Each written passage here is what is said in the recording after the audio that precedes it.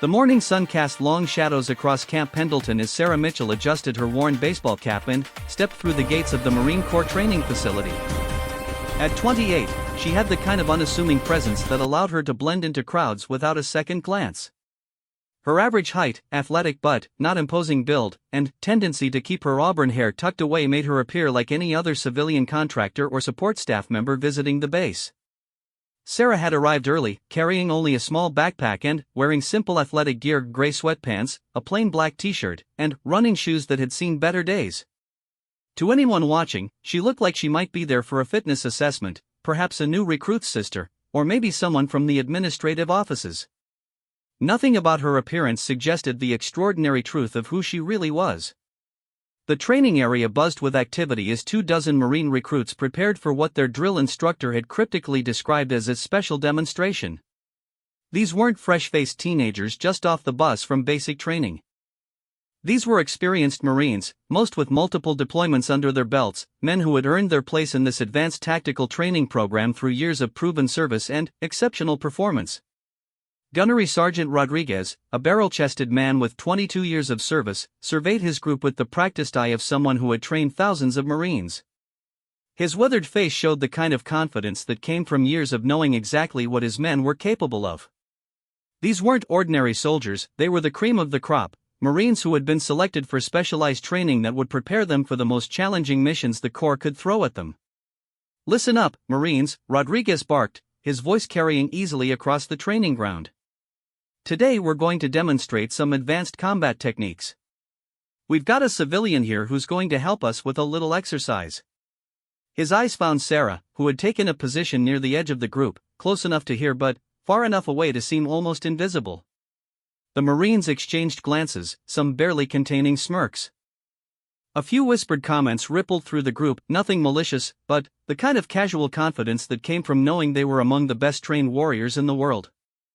They had spent years honing their skills in some of the most demanding environments on Earth. The idea that a civilian woman might have something to teach them was, while not offensive, certainly amusing. Corporal James Henderson, a compact man with the kind of coiled energy that spoke of countless hours in the gym and on the training ground, caught his buddy's eye and raised an eyebrow. Henderson had 3 tours in Afghanistan under his belt and had earned his reputation the hard way. At 26, he was considered one of the rising stars in his unit, known for his tactical thinking and physical prowess. "Maybe she's here to show us first aid techniques," whispered Sergeant Mike Torres, a tall Latino Marine with arms like tree trunks and a chest full of ribbons that told the story of a distinguished career. Torres had been in the Corps for 8 years and had never met a physical challenge he couldn't overcome. The idea that this slight woman might be there for combat training struck him as unlikely at best. Sarah remained quiet, her hands clasped loosely behind her back as she observed the group. Her gray-green eyes moved methodically from face to face, taking in details that most people would miss. She noted the way each Marine carried himself, the subtle indicators of their experience levels, the unconscious positioning that revealed their training and backgrounds. Some stood with the relaxed confidence of veterans who had seen real action. Others displayed the slightly more rigid posture of highly trained Marines who hadn't yet been tested in actual combat. Rodriguez continued his briefing, explaining that they would be running through various scenarios designed to test their adaptability and problem-solving skills. "The key to advanced tactical operations," he explained, "is learning to expect the unexpected. Sometimes the biggest threats come from the most unlikely sources." As he spoke, Sarah found herself remembering her own journey to this moment. It had been 6 years since she first walked through the doors of basic underwater demolition/SEAL training, or BUD/S, as one of only 12 women to attempt the program that year. The statistics were sobering. Historically, the failure rate for BUD/S hovered around 80% even for male candidates who had trained their entire lives for the opportunity. Sarah had grown up in a small town in Montana, the daughter of a high school teacher and a park ranger. Nothing in her background suggested she would one day become one of the most elite warriors in the American military. She had been a good athlete in high school, running track and playing soccer, but she was never the standout star. Her grades were solid, her work ethic strong, but she seemed destined for a conventional path, perhaps college, maybe teaching like her mother, or joining the Forest Service like her father. The turning point had come during her sophomore year at the University of Colorado, where she was studying environmental science. A guest speaker, a former Navy SEAL who had transitioned to conservation work, had visited one of her classes. As he described his military service and the way it had shaped his approach to problem-solving and leadership, something had clicked for Sarah. She found herself staying after class to ask questions, then researching military career options late into the night. Her parents had been supportive but worried when she announced her intention to enlist in the Navy with the goal of becoming a SEAL. Her father, who had served briefly in the Army decades earlier, understood the appeal of military service but questioned whether she fully grasped what she was signing up for. Her mother simply wanted to ensure that Sarah was making the decision for the right reasons, not just to prove something to herself or others. The road to BUD/S had been longer and more challenging than Sarah had anticipated. First came 4 years of exemplary service in the regular Navy, where she had worked as an intelligence specialist aboard destroyers and at shore installations. She had used every moment of free time to train, pushing her body to limits she hadn't known existed. Swimming for hours in whatever water she could find, running until her legs felt like lead, doing push-ups and pull-ups until her muscles screamed in protest. When she finally received orders to report to Naval Amphibious Base Coronado for BUD/S training, Sarah had been in the best physical condition of her life. She could swim a mile and a half in under 30 minutes, knock out over 100 push-ups without stopping, and run 6 miles in boots in less than 40 minutes. She thought she was ready for anything the instructors could throw at her. She had been wrong. BUD/S had been a revelation in human endurance and mental toughness. The physical challenges were extraordinary, but they paled in comparison to the psychological pressure. The instructors seemed to have an almost supernatural ability to find each candidate's breaking point and then push them past it. Log PT, where teams of 6 men carried 150-pound logs through grueling exercises, left everyone gasping and shaking.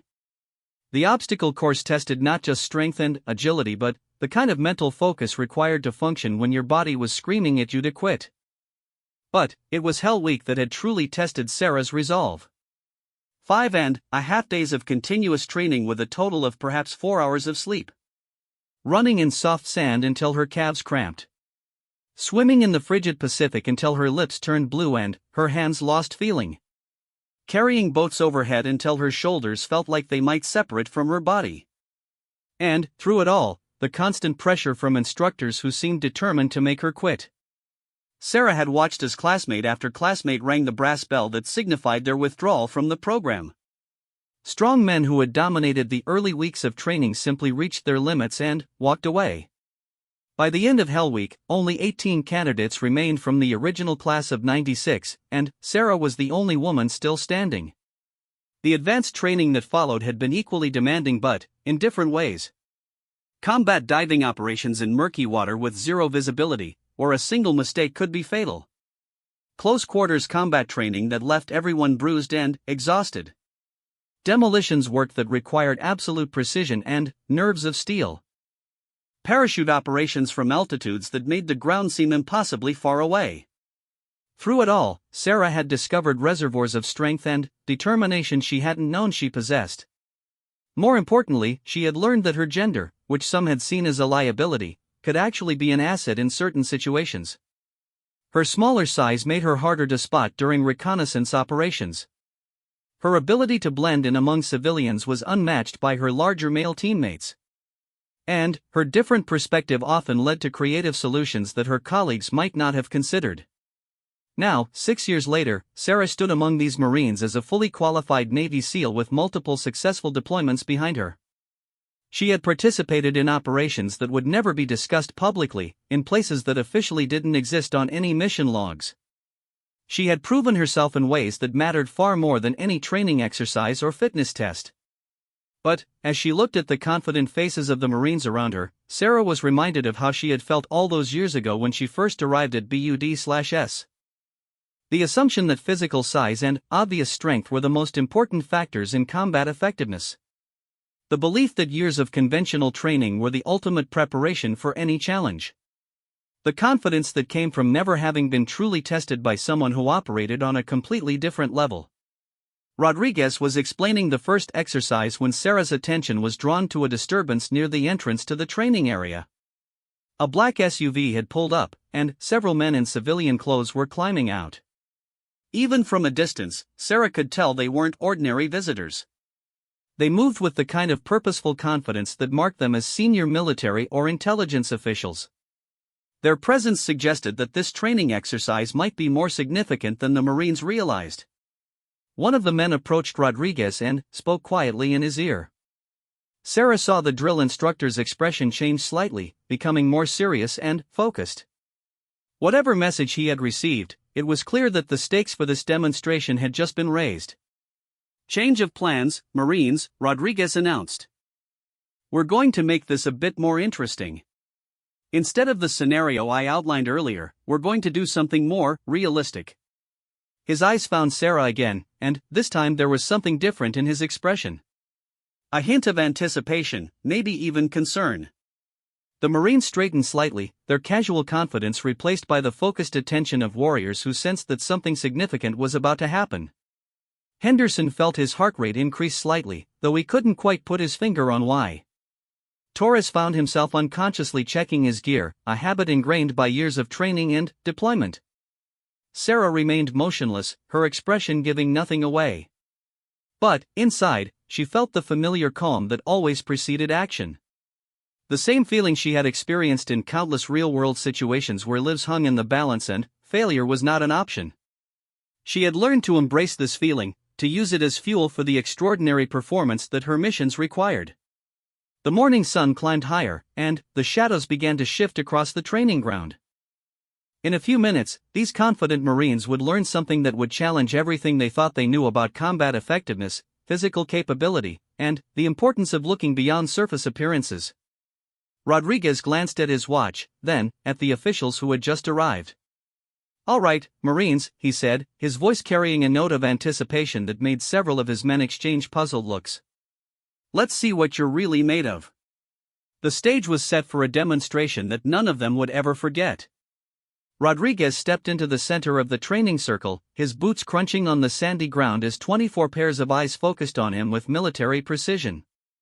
The morning air carried the familiar sense of sweat, equipment lubricant, and the distant smell of the Pacific Ocean that always seemed to permeate Marine bases near the coast. "Marines, today's exercise is going to test your situational awareness and your ability to adapt to unexpected threats," Rodriguez began, his voice carrying the authority of someone who had earned respect through decades of exemplary service. "In real-world operations, you never know what you're going to encounter. Sometimes the most dangerous opponents are the ones you least suspect." Henderson shifted his weight slightly, his combat instincts automatically cataloging potential threats in the area. His eyes swept across the training ground, noting exits, cover positions, and anything that seemed out of place. It was a habit that had kept him alive through 3 combat deployments, and he practiced it constantly, even in supposedly safe environments like training facilities. "The scenario is simple," Rodriguez continued. "You're going to participate in a series of combat exercises with our civilian volunteer." He gestured toward Sarah, who remained standing quietly at the edge of the group. "The goal is to demonstrate various techniques and test your ability to maintain control in different situations." Torres leaned toward Henderson and whispered, "Think this is some kind of stress inoculation training? Maybe they want to see how we handle civilians in a combat zone?" It was a reasonable assumption. Modern military operations frequently required troops to operate in environments where distinguishing between combatants and non-combatants was a matter of life and death. Henderson nodded slightly, though something about the whole situation felt off to him. The presence of the officials in civilian clothes, the way Rodriguez seemed unusually tense, and the careful phrasing of the exercise description all suggested that there was more to this demonstration than met the eye. In his experience, when senior officers started using phrases like unexpected threats and test your ability to adapt, it usually meant someone was about to learn a very uncomfortable lesson. Sarah listened to the instructions with the kind of focused attention that had been drilled into her through years of briefings in far more dangerous circumstances. She noted the positions of each Marine, their equipment loadouts, and the subtle indicators of their experience levels and specialties. Henderson, she observed, moved like someone who had seen real combat. His positioning was unconsciously tactical, and his eyes never stopped moving. Torres had the build and bearing of someone who relied heavily on physical strength, but his movements also suggested good training and discipline. Several other Marines in the group caught her attention as well. Staff Sergeant Kevin Park, a Korean-American Marine with a compact, wiry build, stood with the relaxed confidence of someone who had spent years mastering hand-to-hand combat techniques. His uniform bore the subtle indicators of someone who had served as a martial arts instructor, and his positioning suggested he was already thinking several moves ahead. Corporal David Martinez, a stocky man with the kind of broad shoulders that came from years of heavy lifting, kept glancing between Sarah and his fellow Marines with an expression that mixed curiosity with barely concealed amusement. At 24, Martinez was one of the younger members of the group, but his record showed exceptional performance in urban warfare operations during his 2 deployments to Iraq. Sergeant First Class Robert Chen, a tall, lean Marine with the kind of intense focus that marked him as a sniper or reconnaissance specialist, observed everything with the patience of someone accustomed to watching and waiting for exactly the right moment to act. His presence suggested that this exercise might involve more complex tactical elements than simple hand-to-hand combat. "We'll start with some basic defensive techniques," Rodriguez announced. "The scenario is that our civilian here has become agitated and potentially threatening. Your job is to neutralize the threat while minimizing harm to the individual." It was a realistic scenario that Marines frequently encountered in modern deployments, where rules of engagement required extreme care in dealing with non-combatants. Henderson stepped forward, his movements confident but controlled. "Roger that, Gunny. Standard restraint procedures?" His question was professional, seeking clarification on the rules of engagement for the exercise. In real-world situations, the difference between appropriate and inappropriate use of force could have career-ending or life-threatening consequences. "Use your judgment, Corporal," Rodriguez replied. "Treat this as a real-world situation where you need to establish control quickly but safely." His tone suggested that the exercise would be evaluated not just on effectiveness but on the Marine's ability to demonstrate appropriate restraint and professionalism. Sarah stepped forward, her movements casual but purposeful. To the watching Marines, she appeared nervous, even slightly unsteady. Her shoulders were slightly hunched, and she kept glancing around as if unsure of what was expected of her. It was a perfect performance, designed to reinforce their assumptions about her capabilities while positioning her for maximum effectiveness when the moment came to act. "I don't really understand what you want me to do," she said, her voice carrying just the right note of uncertainty and concern. "I'm not trained for this kind of thing. Maybe we should just skip this exercise?" Her words and body language perfectly matched what the Marines expected from a civilian who had been thrust into an unfamiliar and potentially intimidating situation. Henderson approached her with the kind of careful, non-threatening movement that had been drilled into him through countless hours of training in dealing with civilians in crisis situations. "It's okay, ma'am. We're just going to practice some basic techniques. Nothing that will hurt you." His tone was professional and reassuring, the voice of someone who had talked panicked civilians through dangerous situations in real-world combat zones. The watching Marines relaxed slightly, their initial curiosity giving way to the routine focus they brought to standard training exercises. This appeared to be exactly what they had expected, a demonstration of proper procedures for dealing with uncooperative civilians, probably designed to reinforce lessons about rules of engagement and the importance of minimizing collateral damage in populated areas. Park stepped closer to get a better view, his martial arts background making him particularly interested in observing the technical aspects of the demonstration. "Probably want to see how we handle de-escalation," he murmured to Martinez, who nodded in agreement. Both men had extensive experience in situations where the ability to quickly and safely restrain someone without causing permanent harm was a critical skill. Sarah allowed Henderson to move within arm's reach, her posture still suggesting nervousness and uncertainty. "I really don't think I should be doing this," she said, taking a small step backward. "Maybe someone else could help with your demonstration?" Her movement seemed like a natural response to stress, but it actually positioned her at exactly the right distance and angle for what was about to happen. "Just stay calm, ma'am," Henderson replied, reaching out slowly toward her shoulder in what was clearly intended as a reassuring gesture. "We're going to keep this simple and safe." His movement was textbook perfect, non-threatening, clearly telegraphed, designed to establish physical contact in a way that would allow him to guide and control her movements without causing alarm or injury. The moment Henderson's hand touched her shoulder, Sarah moved. What happened next unfolded so quickly that most of the watching Marines would later disagree about the exact sequence of events. 1 second, Henderson was reaching out with calm, professional confidence to guide a nervous civilian through a routine training exercise. The next second, he was flat on his back on the ground with Sarah's knee pressed against his chest and his own sidearm pointed at his head. The speed of the reversal was breathtaking. Sarah had used Henderson's forward momentum against him, redirecting his movement with a technique so smooth and efficient that it looked almost effortless. As he fell backward, she had simultaneously disarmed him and positioned herself in a dominant control position that left him completely helpless. The entire sequence had taken less than 3 seconds. For a moment, the training ground was completely silent except for the sound of Henderson's labored breathing and the distant noise of helicopters conducting training flights elsewhere on the base. The Marines stood frozen, their minds struggling to process what they had just witnessed. Torres was the first to recover, his hand instinctively moving toward his own weapon before training and discipline reasserted themselves. "What the hell just happened?" he demanded, his voice tight with confusion and the beginnings of alarm. The casual confidence that had characterized the group just moments before had evaporated completely. Sarah remained in position for exactly 3 seconds, long enough to ensure that everyone had a clear view of the situation, but not long enough to cause Henderson any real discomfort or humiliation. Then, she smoothly released him and stepped back, offering him a hand up with the same casual manner she had displayed throughout the morning. "Sorry about that," she said, her voice now carrying a note of professional competence that had been completely absent during her earlier performance. "I hope I didn't hurt you." Her transformation was complete, the nervous civilian had vanished, replaced by someone who moved and spoke with unmistakable confidence and authority.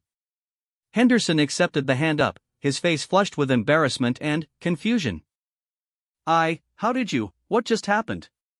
He was an experienced combat veteran who prided himself on his situational awareness and tactical skills, yet he had been completely blindsided by someone he had dismissed as a harmless civilian. Rodriguez stepped forward, and, for the first time that morning, his expression showed something that might have been satisfaction. "Marines, meet Lieutenant Sarah Mitchell, United States Navy. She's been a Navy SEAL for the past 6 years, with multiple combat deployments and more specialized training than most of you will ever see." The revelation hit the group like a physical blow. Several Marines actually took an involuntary step backward, their minds racing to reconcile what they had just witnessed with their assumptions about the small, unassuming woman standing before them. Park's martial arts background allowed him to appreciate the technical excellence of what he had just observed, even as his ego struggled with the implications. "A Navy SEAL," he repeated, his voice carefully controlled. "How is that possible? I mean..." He trailed off, realizing that any way he finished that sentence was going to sound foolish at best and offensive at worst. Martinez felt his worldview shifting in real time. Everything he thought he knew about physical capability and combat effectiveness was being challenged by the evidence of his own eyes. "But she's so... I mean, she doesn't look like..." He gestured helplessly, unable to articulate what he was thinking without revealing the assumptions that had just been so thoroughly demolished. Chen, whose sniper training had taught him to observe and analyze rather than react emotionally, was already beginning to understand the broader implications of what had just occurred. "This isn't just about her being a SEAL," he said quietly. "This is about everything we just assumed based on appearance." His voice carried the tone of someone who was discovering uncomfortable truths about his own thinking. Sarah listened to their responses with the patience of someone who had dealt with similar reactions countless times throughout her career. The shock, the confusion, the struggle to reconcile preconceptions with reality, she had seen it all before, from fellow service members, from enemy combatants who had underestimated her, and from allies who had initially questioned her capabilities. "The thing about assumptions," she said, her voice carrying easily across the suddenly quiet training ground, "is that they can get you killed in real-world situations. How many of you are completely confident that you would have spotted me as a threat if this had been a real operation?" Her question hung in the air like a challenge, forcing each Marine to confront the uncomfortable reality of how thoroughly they had been deceived. Henderson rubbed his shoulder where he had hit the ground, his military bearing gradually reasserting itself despite his embarrassment. "Ma'am, with respect, how are we supposed to know? You looked like..." I mean, you were dressed like a civilian, acting nervous. He stopped himself, realizing that his protests only reinforced her point about the danger of making assumptions. That's exactly the point, Corporal, Sarah replied. In real combat situations, threats don't always announce themselves with uniforms and obvious weapons. Sometimes the most dangerous person in the room is the one everyone overlooks. Her words carried the weight of hard-earned experience, the voice of someone who had used this exact principle to survive in hostile environments. Torres found his voice, though it carried less of the easy confidence that had characterized his earlier comments. So this whole thing was a setup? You've been playing us since you walked in here? There was no anger in his tone, just the dawning realization of how completely he and his fellow Marines had been outmaneuvered on a psychological level. Not playing, Sarah corrected. Teaching. The lesson here isn't that you're bad Marines or that your training is inadequate. The lesson is that real-world threats come in all forms, and your survival might depend on your ability to recognize danger that doesn't fit your expectations. The officials who had arrived earlier stepped closer, and Sarah recognized the lead figure as Captain Williams, her commanding officer from Naval Special Warfare Group 1. His presence explained why this demonstration had been arranged and why the stakes felt higher than a typical training exercise. Lieutenant Mitchell volunteered for this demonstration, Williams announced, because we've identified a trend in recent operations where our personnel have been surprised by unconventional threats. Female operatives working for hostile forces, combatants who appear to be civilians, threats that deliberately exploit our assumptions about age, gender, or apparent physical capability. The Marines listened with growing understanding as Williams outlined the strategic thinking behind the exercise. In an era of asymmetric warfare, the ability to recognize and respond to non-traditional threats was becoming as important as conventional combat skills. The demonstration with Sarah had been designed to challenge their thinking in a controlled environment, where the consequences of being wrong were embarrassment rather than casualties. Rodriguez stepped forward again, his expression showing both pride in his Marines and satisfaction with the lesson they had just learned. This is why we train Marines. Not just to be strong or fast or technically proficient, but to be smart. To think. To question our assumptions before they get us or our fellow warriors killed. As the immediate shock began to wear off, several Marines found themselves looking at Sarah with new eyes. The same person who had seemed harmless and slightly nervous just minutes before now appeared completely different. Her posture, her movements, even her facial expression seemed to have transformed, revealing qualities that had been hidden in plain sight. The morning sun was climbing higher, and the training ground was beginning to heat up as the demonstration moved into its next phase. But the real lesson had already been delivered with devastating effectiveness. These experienced, confident Marines had just learned that their most dangerous enemy might be someone they would never suspect until it was too late. And they were about to learn that the demonstration was far from over. The stunned silence that followed Captain Williams' explanation stretched for nearly 30 seconds before Torres finally found his voice. Ma'am, I mean no disrespect, but could you show us how you did that? I've been training in hand-to-hand combat for 8 years, and I've never seen anything move that fast. His request carried genuine curiosity rather than skepticism, the voice of a professional warrior seeking to learn from someone who had clearly mastered skills beyond his current understanding. Sarah glanced at Rodriguez, who nodded his approval. I'd be happy to break it down for you, she replied.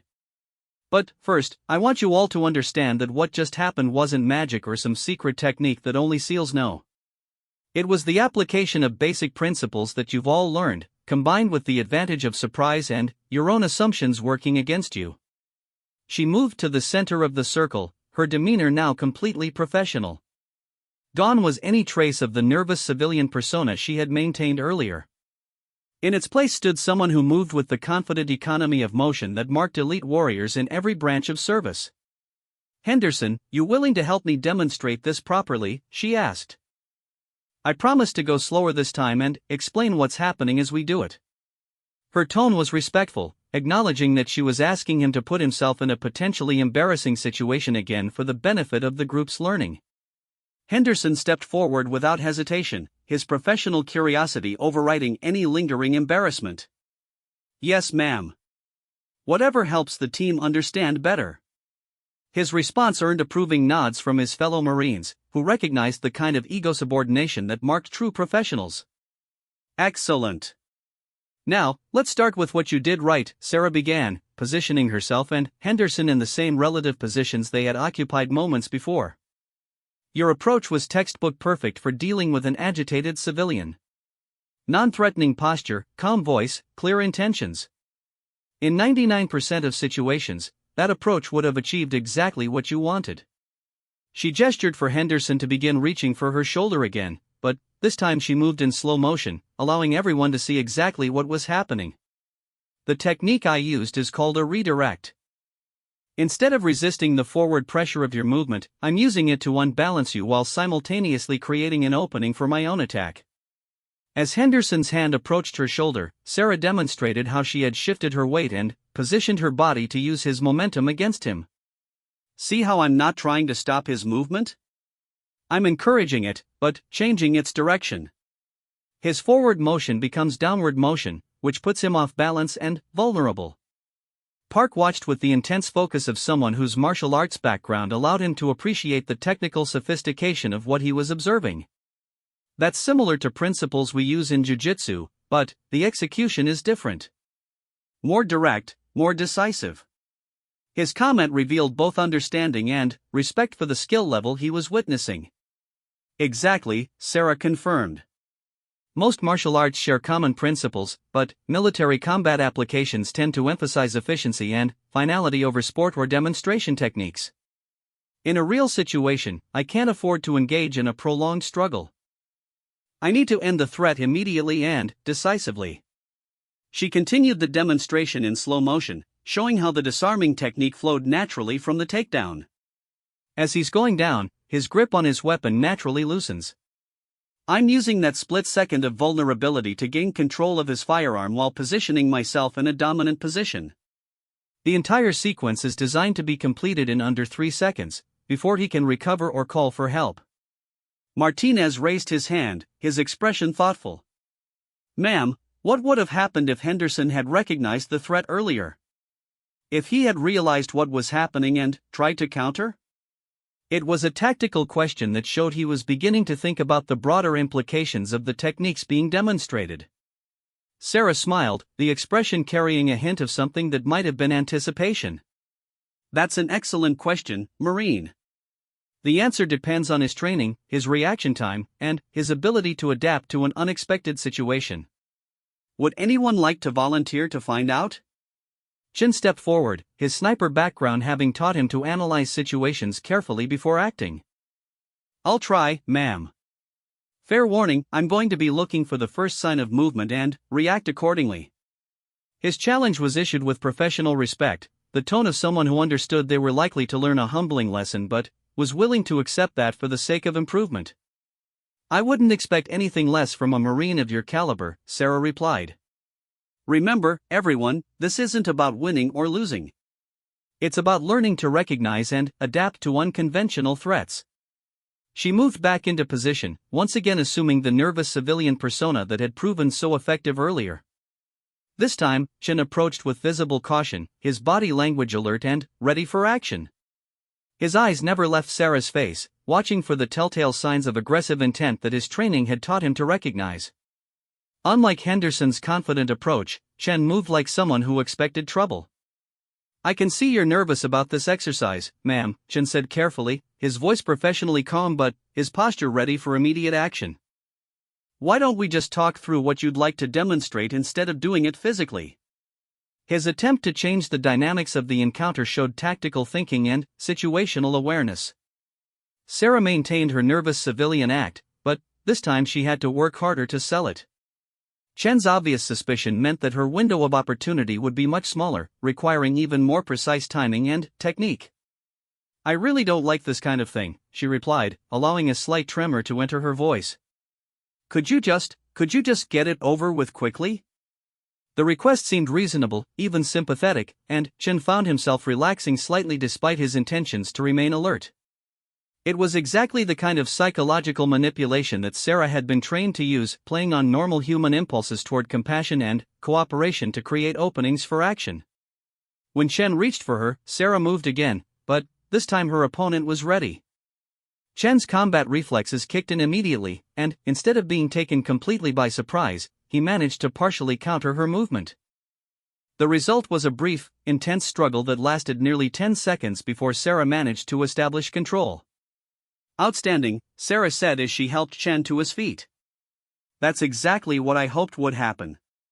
You demonstrated perfect situational awareness, good reaction time, and solid defensive techniques. But, notice what happened even when you were expecting trouble and ready for it, the engagement still lasted long enough to potentially compromise your mission or alert other hostiles." The watching Marines absorbed this lesson with growing understanding. The demonstration had evolved beyond simple technique into a broader discussion of tactical thinking and threat assessment. Even when they were prepared and alert, dealing with an unexpected high-level threat required skills and awareness that went beyond conventional training. Rodriguez stepped forward again, his expression showing both approval of his Marines' performance and recognition of the valuable lessons being demonstrated. "This is exactly why we conduct this kind of training," he announced. "Real threats don't announce themselves or play by the rules we're comfortable with." "Lieutenant Mitchell, would you be willing to demonstrate some of the other scenarios our Marines might encounter?"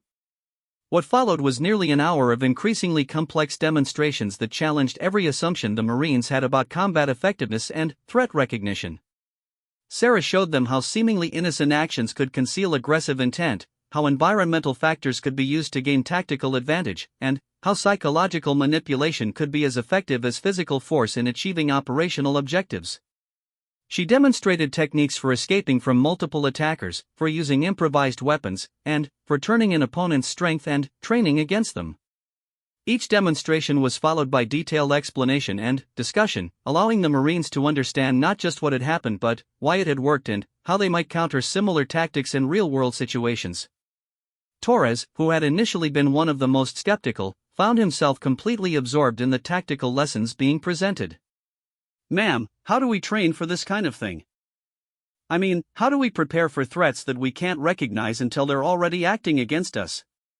His question reflected a growing understanding that conventional training methods might need to be supplemented with new approaches. "The first step is acknowledging that threats come in all forms," Sarah replied. "Physical size, gender, age, apparent equipment, none of these things guarantee that someone is or isn't dangerous. The second step is developing your observational skills. Learn to read body language, to notice inconsistencies in behavior, to trust your instincts when something feels off." She gestured toward the group of Marines, all of whom were now listening with intense focus. "You've all developed excellent combat skills and tactical thinking. The challenge is applying those skills to situations that don't match your training scenarios. Real enemies study our methods and adapt their approaches to exploit our expectations." Captain Williams stepped forward as the demonstration wound down, his expression showing satisfaction with both Sarah's performance and the Marines' responses. "Lieutenant Mitchell's unit has been instrumental in developing new training protocols based on lessons learned from recent operations," he explained. "We're finding that our adversaries are becoming increasingly sophisticated in their methods of avoiding detection and exploiting our assumptions." Park raised his hand. "Sir, are we talking about specific threats? Particular enemy tactics that we need to prepare for?" His question reflected the natural desire to understand what they might face in real-world deployments and how to prepare for it. Without getting into classified details, Williams replied, "I can tell you that we've encountered everything from female operatives who use traditional gender assumptions to gain access to sensitive areas, to combatants who deliberately appear weak or harmless to avoid scrutiny. The common thread is that these threats succeed by exploiting our tendency to make rapid assessments based on visual cues." Martinez nodded thoughtfully. "So the lesson isn't that we should suspect everyone, but that we need to be more thorough in our threat assessments regardless of what someone looks like." His summary showed understanding of the balance between appropriate caution and operational effectiveness. "Exactly," Sarah confirmed. "Paranoia isn't the answer that would make it impossible to operate effectively in populated areas or to distinguish between genuine civilians and actual threats. The goal is developing more sophisticated threat recognition skills that go beyond surface appearances." As the formal demonstration concluded, several Marines approached Sarah individually to ask more detailed questions about specific techniques or scenarios. The earlier atmosphere of casual confidence had been replaced by genuine professional curiosity and respect for expertise that none of them had expected to encounter. Henderson, who had been the first to experience Sarah's capabilities, found himself reflecting on how completely his assumptions had been overturned. "Ma'am, I have to ask, how often do SEALs use this kind of misdirection in real operations?" His question was carefully phrased, recognizing that operational details might be classified. Sarah considered her response carefully.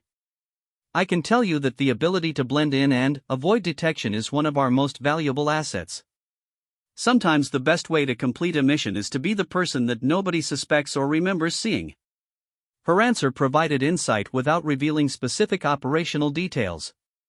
The morning sun was now high overhead, and the training ground had grown hot as the demonstration stretched beyond its originally planned duration. But none of the Marines showed any sign of wanting the session to end. They had discovered that their understanding of combat effectiveness and threat recognition was less complete than they had believed, and they were hungry for the knowledge that would make them more effective warriors. Rodriguez checked his watch and realized that the scheduled training period was nearly over, but the lessons being learned were too valuable to cut short. "Marines, we're going to extend today's session. This kind of training opportunity doesn't come along often, and I want to make sure everyone gets the maximum benefit from Lieutenant Mitchell's expertise." The announcement was greeted with unanimous approval. These were Marines who took their professional development seriously, and they recognized that they were receiving insights that could potentially save their lives or the lives of their fellow warriors in future operations. The earlier shock and embarrassment had evolved into genuine appreciation for the learning opportunity they had been given. As the session continued, it became clear that the demonstration had achieved something beyond its original objectives. Not only had it taught valuable lessons about threat recognition and tactical adaptability, but it had also challenged the Marines to think more broadly about their own capabilities and limitations. They were being forced to confront assumptions they hadn't even realized they were making, and to consider how those assumptions might affect their performance in real-world situations. The afternoon promised to bring even more challenging scenarios and deeper insights into the complex realities of modern warfare. But already, each Marine present knew that they would never again make the mistake of underestimating a potential threat based on appearance alone. The lesson had been delivered with devastating effectiveness, and it would stay with them for the rest of their careers. The woman who had seemed so harmless just a few hours earlier had proven to be one of the most dangerous people they had ever encountered, and, more importantly, she had shown them how to recognize and prepare for similar threats in the future. The afternoon session began with a more complex scenario designed to test everything the Marines had learned from their morning encounters with Sarah. Rodriguez had set up a mock urban environment using portable walls and obstacles, creating the kind of confined space where threats could emerge from unexpected angles and traditional advantages of size and strength might be neutralized by terrain and positioning. "This time, we're going to simulate a real-world operation," Captain Williams announced to the assembled group. "Intelligence suggests there may be hostile operatives in a civilian area. Your mission is to identify and neutralize any threats while avoiding harm to actual non-combatants." He gestured toward several other personnel who had arrived during the lunch break. Some were obviously military, others appeared to be civilians, and all were potential threats or allies depending on their actual identities and intentions. Sarah had changed out of her simple athletic wear and now wore clothing that would allow her to blend seamlessly into an urban civilian population: dark jeans, a loose-fitting sweater, and a light jacket that concealed her physical conditioning while providing easy access to concealed equipment. Her transformation was complete. She once again looked like someone who might work in an office building or teach at a local college. Henderson studied the scenario with new eyes, applying the lessons he had learned throughout the morning. "Ma'am, are you going to be playing a civilian, or are we supposed to identify you as a potential threat?" His question showed how much his thinking had evolved since their first encounter. He was no longer making assumptions based on appearance alone. "That's for you to determine, Marine," Sarah replied with a slight smile. "Remember, in real operations, you don't get advance warning about who might be dangerous. You have to rely on your training, your instincts, and your ability to read situations as they develop." Her answer reinforced the core lesson of the day, that effective threat assessment required constant vigilance and sophisticated judgment. Torres adjusted his equipment and checked his weapon, his earlier casual confidence replaced by focused professionalism. "Rules of engagement, sir?" he asked Williams. The question reflected his growing understanding that this exercise was about much more than simple combat techniques. It was about the complex decision-making required in environments where mistakes could have catastrophic consequences. "Same as real-world operations in populated areas," Williams responded. "Minimum force necessary, positive identification required before engagement, protection of non-combatants is a primary priority. Remember, your actions here will be evaluated not just on tactical effectiveness but on adherence to rules of engagement and operational protocols." The scenario began with the Marines moving through the mock urban environment in standard formation, each warrior applying hard-earned lessons from multiple deployments about urban warfare tactics. Chen took point, his sniper training making him naturally suited to the careful observation and threat detection required in confined spaces. Park and Martinez flanked the formation, their different specialties complementing each other as they cleared potential hiding spots and maintained situational awareness. Sarah had positioned herself among a group of apparent civilians near what looked like a market area constructed from portable barriers and props. She was engaged in conversation with an older man who appeared to be a local merchant, her body language relaxed and her attention focused on the interaction. To casual observation, she seemed completely absorbed in her civilian role, presenting no obvious threat to the approaching Marines. But Henderson, who now understood how thoroughly appearance could deceive, found himself studying her more carefully than he would have just a few hours earlier. Something about her positioning bothered him, though he couldn't immediately articulate what it was. She seemed too aware of her surroundings for someone supposedly focused on a conversation, and her apparent relaxation somehow felt calculated rather than natural. "Movement at 2 o'clock, Chen reported quietly through his communications headset. "Adult female, appears civilian, but positioned with good sightlines to multiple approach routes." His observation showed how the morning's lessons had affected his threat assessment process. He was noting tactical considerations that he might have overlooked before learning to question his assumptions. Torres moved to get a better view of the area Chen had identified, his approach careful and deliberate. Through his scope, he could see Sarah clearly, but her behavior gave no obvious indication of hostile intent. She was simply talking to another civilian, apparently negotiating for some kind of merchandise.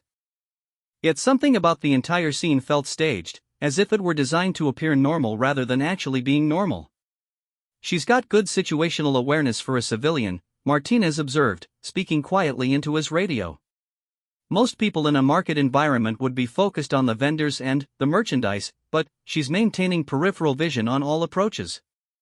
Could be nothing, could be significant." His analysis reflected the new level of sophistication in threat assessment that the day's training had encouraged. Park had moved to a flanking position that would allow him to observe Sarah's behavior from a different angle. What he saw confirmed his growing suspicions. Her conversation with the merchant was definitely real, but it was also clearly secondary to her primary focus on the Marine's approach. "Possible hostile," he reported. "Adult female, maintaining awareness of our position while appearing to be engaged in civilian activity." The Marines coordinated their approach with the kind of professional precision that had been developed through years of training and deployment experience. Each warrior knew his role and trusted his teammates to execute theirs flawlessly. But now they were also applying new lessons about the importance of looking beyond surface appearances to identify threats that might not announce themselves in conventional ways. Sarah was aware of their approach, of course, and she knew that her earlier demonstrations had made the Marines much more cautious and observant than they would normally have been. The challenge now was to determine whether they had truly internalized the lessons about sophisticated threat assessment, or whether they would fall back on conventional tactical approaches when faced with a more complex scenario. As Henderson's team moved closer, Sarah made her move, but this time it wasn't the explosive action that had characterized her earlier demonstrations. Instead, she did something much more subtle and, potentially more dangerous. She began to fade back into the crowd of civilians, using their presence as both concealment and protection while maintaining her ability to observe and, potentially act against the approaching Marines. "Lost visual on the suspect," Chen reported, his voice tight with the frustration of a trained observer who had let a potential threat slip away. "She's using the civilian population for concealment, moving toward the north exit of the market area." His report reflected both professional competence and the growing realization that their opponent was operating on a completely different level than they had initially understood. Torres moved to intercept, but he immediately faced the same challenge that plagued military operations in populated areas around the world: how to pursue a potential threat without endangering actual non-combatants or violating rules of engagement that required positive identification before action. Multiple civilians in the area, he reported, cannot maintain positive identification of the target without potentially compromising innocent bystanders. This was exactly the kind of complex tactical situation that Sarah's unit had been designed to address. By blending seamlessly into civilian populations, operatives could move through hostile territory, gather intelligence, and even eliminate specific targets without being detected or identified. The technique was devastatingly effective precisely because it exploited the restraint and professionalism of opposing forces who were bound by rules of engagement and moral imperatives to protect non-combatants. Martinez attempted to re-establish visual contact by moving to a position with better sightlines, but Sarah had anticipated this tactic. She had positioned herself among a group of civilians in such a way that any attempt to observe her would necessarily involve pointing weapons toward innocent people, exactly the kind of situation that professional military personnel were trained to avoid. "This is what we're up against in real operations," Captain Williams explained to Rodriguez as they observed the exercise from a command position. "Operatives who understand our rules of engagement and tactical procedures well enough to use them against us. They know we won't risk civilian casualties, so they use civilian populations as both shield and camouflage." Henderson made a command decision that reflected both tactical thinking and the lessons learned throughout the day. Instead of attempting to pursue Sarah directly through the civilian population, he ordered his team to establish a perimeter around the market area while he approached the civilians directly to gather intelligence about the suspected operative. "Excuse me, sir," Henderson addressed the merchant who had been talking to Sarah earlier. "Did the woman you were talking to say anything about where she was going or what she was doing here?"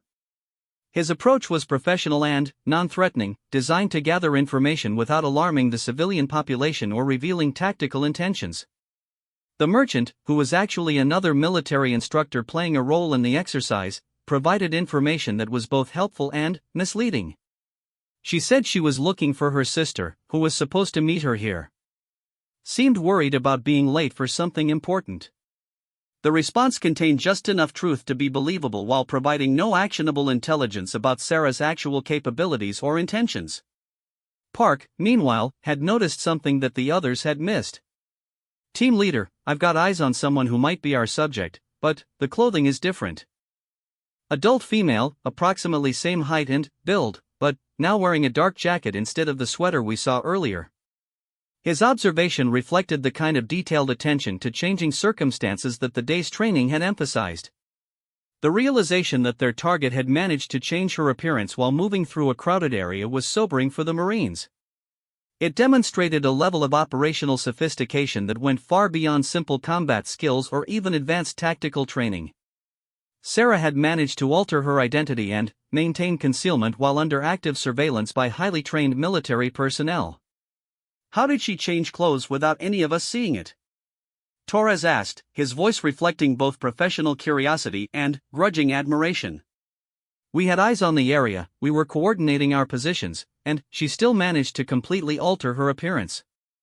His question highlighted one of the most challenging aspects of counter-surveillance operations: the difficulty of maintaining constant observation of a target who understood surveillance techniques. Chen, whose sniper background had given him extensive experience in observation and target tracking, provided part of the answer. "She used the crowd movement and the physical obstacles to create blind spots," he explained. "Every time she moved behind a barrier or into a group of people, she had an opportunity to make subtle changes. A jacket removed, a hat added, posture altered, small changes that add up to a completely different appearance." The exercise continued for another hour, with Sarah demonstrating increasingly sophisticated techniques for avoiding detection, gathering intelligence, and positioning herself for potential action against the Marines. Each demonstration was followed by detailed discussion of how such techniques might be countered, what indicators might reveal the presence of a sophisticated operative, and how traditional tactical approaches needed to be modified to address these kinds of threats. By the end of the afternoon, the Marines had gained not just new tactical skills but a completely different perspective on modern warfare and threat assessment. They understood that their opponents might possess capabilities that went far beyond conventional military training, and that success in future operations might depend as much on psychological sophistication and adaptability as on physical strength and marksmanship skills. As the exercise concluded and the participants gathered for a final debrief, Henderson found himself reflecting on how much his understanding had changed in a single day. "Ma'am," he said to Sarah, "I have to admit, when you first walked in this morning, I thought this was going to be a routine demonstration of restraint techniques. I never imagined we'd be learning about this level of... I don't even know what to call it. Tactical deception? Asymmetric warfare," Sarah replied simply. "The reality is that our enemies study our methods, our training, our psychology, and our limitations. They develop techniques specifically designed to exploit our strengths and turn them into weaknesses. The only way to counter that is to understand it ourselves and prepare for it accordingly." Captain Williams stepped forward for the final summary of the day's training. "Marines, what you've learned today represents some of the most advanced tactical thinking in modern military operations. Lieutenant Mitchell and her unit have been at the forefront of developing these techniques and the countermeasures needed to address them. The lessons you've learned here may well save your lives or the lives of your fellow warriors in future deployments." Rodriguez nodded his approval as he looked around at his Marines, noting the difference in their bearing and awareness compared to their casual confidence of that morning. "The goal of training isn't to make you paranoid or to undermine your confidence," he explained. "It's to make you smarter, more adaptable, and more effective. Today's exercises have accomplished all of those objectives." As the group prepared to disperse, Torres approached Sarah one final time. "Ma'am, I just want to say thank you for what you've taught us today. I've been in the Marines for 8 years, and I thought I understood combat and threat assessment pretty well. Today I learned that I had a lot more to learn." His words reflected the kind of professional humility that marked the best warriors in any branch of service. Sarah smiled, the expression carrying genuine warmth and professional respect. "Marine, the day any of us think we've learned everything there is to know about this profession is the day we become dangerous to our own people. The fact that you're willing to challenge your own assumptions and learn new approaches is exactly what makes you effective warriors." As the Marines departed, each carried with them not just new techniques and tactical knowledge, but a fundamentally altered understanding of modern warfare and their own capabilities. They had learned that strength came not just from physical conditioning and marksmanship skills, but from mental flexibility, observational acuity, and the willingness to question assumptions that might otherwise prove fatal. The woman who had walked onto their training ground that morning as an apparent civilian had revealed herself to be one of the most formidable warriors any of them had ever encountered.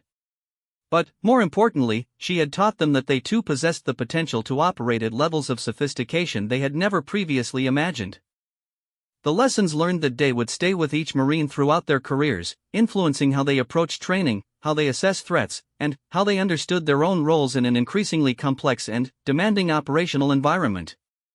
They had discovered that becoming truly elite warriors required more than just mastering conventional skills. It demanded the kind of adaptability and intellectual courage that allowed them to constantly evolve and improve their capabilities.